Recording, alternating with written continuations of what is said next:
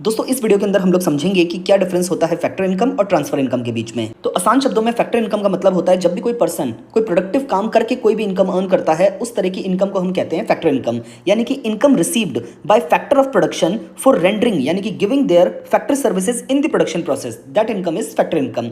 अगर factor of production की हम लोग बात करें तो 4 तरह के फैक्टर ऑफ प्रोडक्शन होते हैं: लैंड, लेबर, कैपिटल और एंटरप्रेन्योरशिप। और वो लोग जो इनकम अर्न करते हैं वो होती है लैंड के बदले रेंट, लेबर के बदले वेजेस, कैपिटल के बदले इंटरेस्ट एंड एंटरप्रेन्योरशिप के बदले प्रॉफिट। फैक्टर इनकम के बारे में अच्छी बात यह है कि ये domestic income as well as national income का पार्ट फॉर्म करती है।